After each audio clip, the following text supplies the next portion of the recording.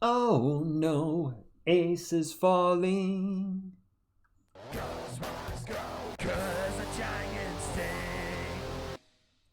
What is up, NBA fans? Shout out to my San Antonio Spurs fans, and an extra special shout out to anybody that knows the song I was parodying there. A lot of news about Ace Bailey, about what's happening with his draft capital, and how he is possibly dropping out of the top three, maybe even further. We're going to jump into an article from NJ.com. Shout out to Miss TSR for sharing this with me, because I didn't know this was going on. Let's go. Entering next week's NBA draft. That's right. It's a week from today. Finally, a week, just a week.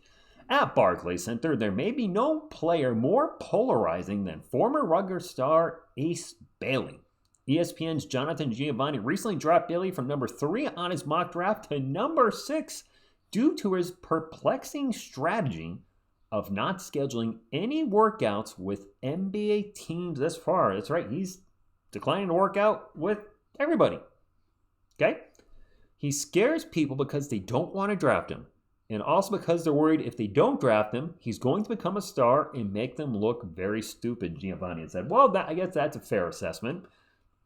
Continuing on in the article, Bailey reportedly worked out for the Sixers this week. So you got to think if he works out for the Sixers, is that a lock? Philadelphia takes him at number 3? Maybe, maybe not. Bailey made headlines last month at the NBA Combine with some of his comments. And I actually didn't see these, so this was a little bit of an eye-opener to me. Maybe you guys had, which is why you were saying, TSR, we don't want Ace Bailey at 2, 3, trading yet. We just don't want him. Quote, what might be a bad shot to you, you don't work on it. I work on it. I work out consistently. 2 people guarding me in a workout, 3 people guarding me in a workout, creating a space to get a shot off. Yo, you got 3 people guarding you, that means you have 2 teammates open. You need to pass the rock at that point. Come on, man. Don't be forcing a shot, and I've heard about him forcing difficult shots, taking shots he shouldn't. This must be what people are referring to. Man, if you got open teammates, pass the ball, man. Later at the... just lost my screen, sorry. Later at the Combine, in an ESPN interview, Bailey was asked what are his 2 top strengths and his weakness. Quote, I ain't got no weakness, and I got more than 2 strengths, big dog. I ain't got no weakness is double negative. That means you do have a weakness. All right, anyway, let's get into this. What do I think is going to happen? Where I think he'll drop, etc. Before I answer that, I want to talk about some recent drops we've seen in drafts. The one I can think of, guys, is Cam Whitmore. In 2023, he was expected to be a top 5 prospect, top 6, somewhere around. Definitely a lottery pick, right? A high lottery pick. And he ended up falling to number 20. And granted, his issue was a medical issue, his medical reports, etc., whereas Ace's issue is his brain, whatever. And if you look outside the NBA, we had a huge drop in a different sport, the NFL. Quarterback Shedeur Sanders, the son of primetime himself, Deion Sanders, was originally thought to be a top 3 pick. He was actually mocked to my New York Giants many times at number 3. Well, they started doing the team interviews, talking to him, and his draft stock started falling quickly in mock drafts. I started seeing him drop actually out of the first round to the second round, and I was like, wow, was his interview that bad? Did he turn off teams that much?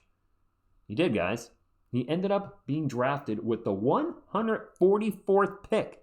So at one time, he was mocked as high as number 3, and he dropped 141 spots to number 144. Now, Ace Bailey's obviously not going to drop to number 144. There is no 144 in the NBA draft. And eventually, talent, upside, etc. will win out over, let's say, any attitude, personality, character concerns. That being said, Ace Bailey, could he drop past the top 5? Not likely, but yes, it could happen. Could he fall out of the top 10? I highly doubt it, and it'll be very interesting to see where he's drafted. And it's on the thumbnail, so I have a lot of Spurs fans here, and I'm sure a lot of you are watching the video. If there's a chance that he drops to 14, which would be crazy to see him drop from a top 3 prospect to the very bottom of the lottery, which also is going to cost him a lot of money, big dog. Would you draft him at 14?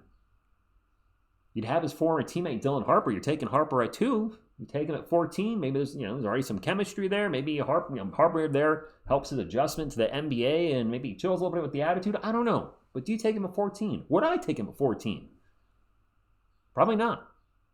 Sure, there's a lot of star potential there. But man, how many red flags do there have to be from all the NBA teams before us that are passing him up between 3 and 13?